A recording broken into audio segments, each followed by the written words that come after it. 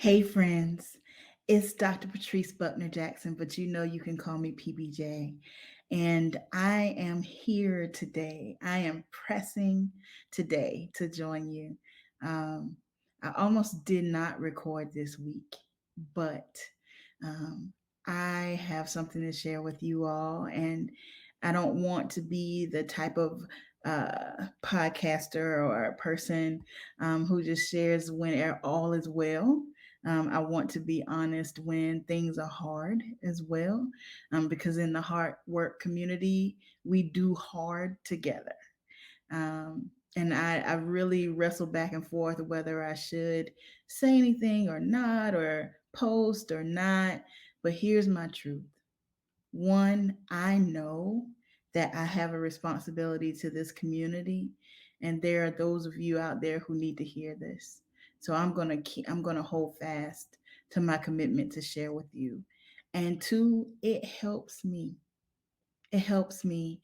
I know that some people prefer more privacy and to kind of grieve and go through um, uh, in a more private manner, but it helps me to say it out loud.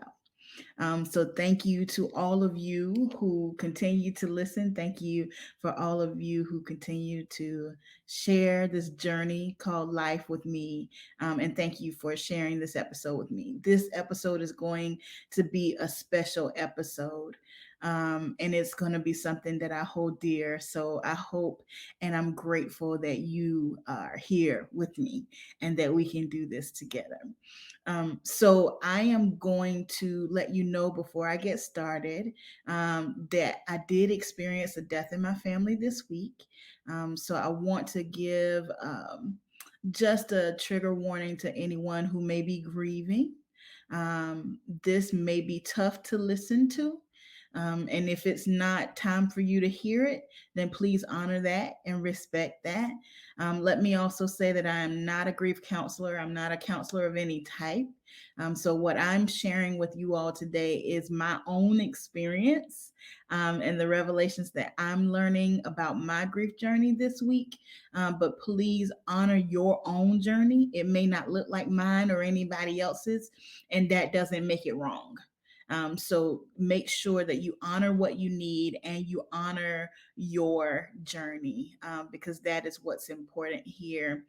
I want to share some things that I've kind of understood this week as I'm walking through this.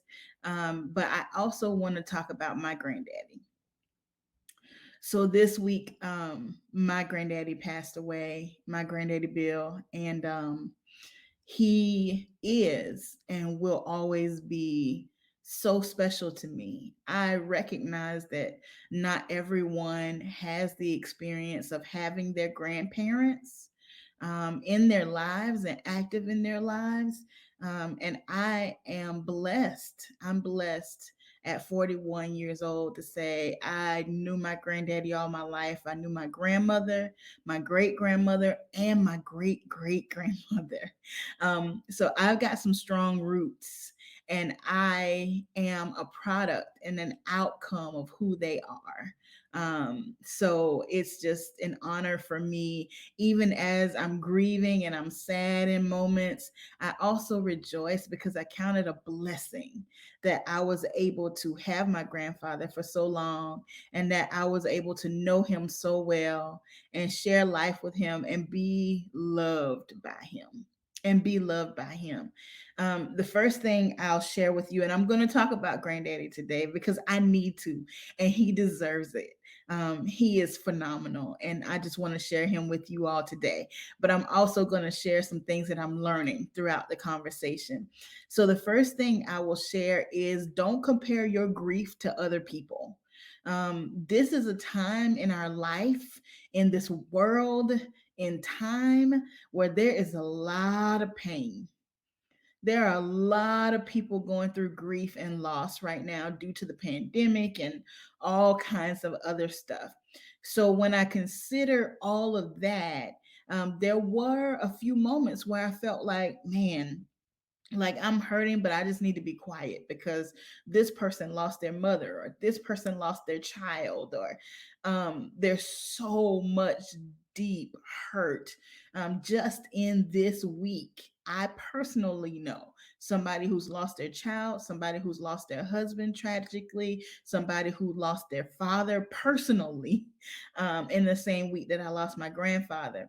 So thinking about all that, it almost made me say, hey, I just need to be grateful and be quiet, because of all of the hurt that's going on. But here's what I know for sure: I can acknowledge the pain of other people and acknowledge mine.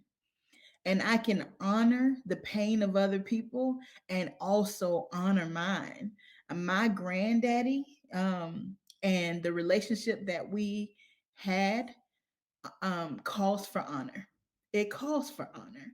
So it's okay for me to feel what I feel and to share what I need to share, but also think about, pray for, um, be sensitive to what other people are going through at the same time. So I don't have to compare my grief to somebody else's grief.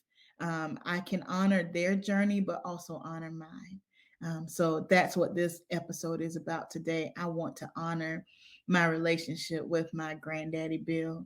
Another lesson that I'm learning and learned this week, one of my dear sisters, Roberta Axon, shared this with me, and another one of our sisters shared it with her. She encouraged me to keep a treasure chest, and to go back to that treasure chest when I miss him. And she didn't necessarily say if the treasure chest was physical things, or memories, but she said, go back to your treasure chest, when you miss him. And I have a memory bank. I have a treasure chest, um, that will keep me and hold me and allow me to rejoice, and allow me to remember him and his love in our relationship. Y'all, let me just talk about my granddaddy for a minute. So, my granddaddy loved me so much. And the picture that, when I think about it, it's hard to articulate, but the picture that comes to mind, if you've ever seen a little girl just so happy and joyful that she just twirls, just twirls, just dances. When I think about how my granddaddy loved me and loves me, that's, I just twirl in my heart. That is the picture of how his love always made me feel. I always felt like the most important little girl in the whole wide world when I was with him.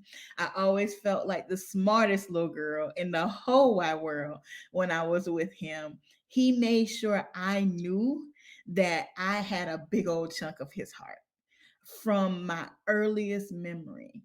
From my earliest memory. And it never changed. I'm 41 years old now, and that love never changed, even to this day. When I talk to my granddaddy or spend time with him, I still feel like that twirling little girl. My granddaddy, was a person that worked hard, but he never needed a pat on the back or acknowledgement for it. I remember when I was in the sixth grade, he allowed me to help him learn how to read. So when he was a little boy, he was pulled out of school before he could learn how to read to go into the South Carolina cotton fields. And he worked in the cotton fields for years. So he never got the opportunity, as a child or as a young man, to learn how to read. And it was important to him because he wanted to read his Bible. I remember him making the decision that it was time. It was time for him to learn how to read because he needed, to read his Bible. So he took some night classes, but he also allowed me to, help him with his reading and with his assignments. And that was always so special to me that he would share that journey with me. He loved learning things. Later in life, I was adult at this point. He wanted to learn how to play the bass guitar. Oh, friend. So I didn't tell him this. Sorry, granddaddy, but uh music was not his ministry. It was not his ministry, okay? It was terrible. It was terrible. He got a teacher and everything, but oh, when I walked in the house and he was playing that guitar and he had it hooked up to a small little amp, and you couldn't tell him nothing. Like you could not tell him he was not playing. And I remember he told me, he's like, "Baby, all you got to do is hold your mouth right. You hold your mouth right, and the music comes out." Y'all, it was noise. But he loved it. He loved it. He loved it. And he was so proud of himself for the little chords that he learned and that kind of thing. So we just endured it, Grandma. I mean, we just endured it. But he just loved learning. He loved learning new things. He got into cycling for a season, and playing his guitar for a season, gardening for a season. He just loved to be active and he loved to learn. My granddaddy also never forgot where he came from. Now, by the time I came along, this life, his former life was over. I would have known nothing about his addictions and his struggles of his young adulthood, but he told me. And he told me over and over and over about how God brought him out of it. And it was important to him to remember where he came from. It was important to him to remember what he used to be and what he used to struggle with. And he gave me the lesson. He wanted me to know that it's so easy to get caught up. He also wanted me to know that we don't look down on people who are struggling. No matter what their struggle is, we don't look down on them because we don't know what's in them. My granddaddy was very handy, and he was always doing some odd job around the house, and he would always bring people just from the street. He would bring people to help him do these odd jobs, and most of those jobs he could do himself. Most of those jobs he didn't need help, or many of them didn't even need to be done, but he consistently and he constantly brought in people who he knew needed help. He knew needed a hand up. He knew needed a little money, and he would bring them in and have them help him do something so that he could help them. And I believe that it was his way of reaching back to what he used to be. I believe that it was his way of remembering what it felt like to be in that position and going back to grab somebody else and to help somebody else. My dad and I were talking this week, and we said, as much as our hearts are broken, we know that there is a community of people back home who are homeless in plain sight. In plain sight. It's a small town. So it's not like a big city where you might see a homeless person holding up signs or living under a bridge or in a homeless community. It's a small town. So sometimes we assume that we don't have homeless people because you don't see them. But my granddaddy saw them, and they were living in plain sight. And my dad and I reflected this week that our hearts are broken, but we know that there's a whole community of people who are living and homeless and struggling in plain sight, who are hurting right now because my granddaddy has left us. But he always reached back. He always reached back. I remember for holidays, Thanksgiving and Christmas, we did not eat our holiday dinner until we had handed out holiday dinners all over the little town. And again, you didn't see homeless people like you see in some cities, so I had no idea, but he knew where they were. He knew where they were. And we would go early in the morning, and grandma had already cooked, and we would pack up plates, and he would pack them in his truck, and my brother and my sister and I would jump in there with him, and he would take us to where those people were, and they were looking for him. They were expecting him, because they knew he was coming. I know he didn't just go on Thanksgiving and on Christmas. I know that they expected him all the time, but that was just the time that he allowed us or had us to join him, to reach our hands out to serve and to help somebody else. My entrepreneurial spirit comes from my granddaddy. So I told you he wasn't even allowed to stay in school long enough to learn how to read. He had to work the fields. That's what life was then. But this same man who had to learn how to read well into adulthood, he ended up opening his own business, his own custodial business at one time. He ended up creating and building a full real estate portfolio that he and my dad managed together till his last breath.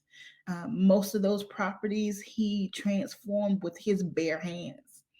He made those properties over. He flipped them with his bare hands and his buddies. He always brought his buddies. He always had them help him so that he could help them. But that's my granddaddy.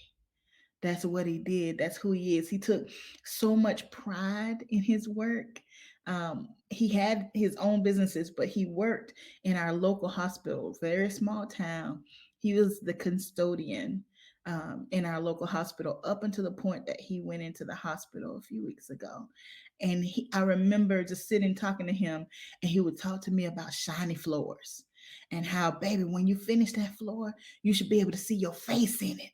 He took so much pride in his work. Not that anybody measured him on how shiny his floors were, but he was determined to do the best job that he could at everything he did. It reminds me of the quote that we hear from Martin Luther King, that if you're a street sweeper, then you need to be the best street sweeper that there is. And my grandfather proved that. He showed that to me, to take pride in everything that you do, no matter the job, big or small. If it's yours to do, you give it your very best. You give it your very best. And friends, that's what I'm taking with me. That's what I'm going to do. With everything that has been assigned to my hands, I am going to give it my very best, because that is my inheritance. That is my wealth. That's who I am. That's where I come from. That's what I've been taught. And in order to honor him and my grandmother and all of my ancestors that have come before me, I'm going to do, it's my turn now. It is my turn now to give my very best at the things that God has assigned me to do. And that is what I am going to do. So, in closing, two more quick lessons I've learned this week. One, engage your community. Engage your community. It doesn't have to be a lot of people, but the folks who love you, the folks who stand with you, the folks who are around you in a genuine way, let them know. Let them know when you're hurting. Talk. Talk about it, even when there's no answer. Sometimes you just need to say it out loud. Sometimes you just need a kind ear. There's not, and if you are that community, there's nothing perfect to say. Most of the time, just being there, just hold space. And that's a hard thing, to hold space in silence, but sometimes just hold space. It's okay. There's no answer. There is no magic bullet. There's no magic phrase. What your friend might need is just somebody to hear them. And if you are grieving, reach out to your community. And the last thing I'll say before we leave today is make space for the emotions. Make space for the emotions. Friends, busy is like a drug. And it is so easy to just keep our hands busy so that we don't have to deal with the emotions and the feelings and the hurt. But I am here to encourage you to stop for a minute and to feel. I know it's uncomfortable and I know it hurts, but you're human. And as my friend Anita Morris has taught us in episode 40, if you don't, grief is going to manifest one way or the other. It's going to manifest one way or the other. So I'm learning this week that when I need a moment, I take a moment and I remember and I cry. And then when that moment has passed, I keep moving and I keep going because I got work to do. And that is how I'm going to honor my granddaddy Bill. I'm so grateful for you all who've listened. I'm so grateful that you share all of my moments with me. And I am prayerful that this is helpful to somebody. As always, you are powerful, you are significant, and you are loved. Love always, PBJ.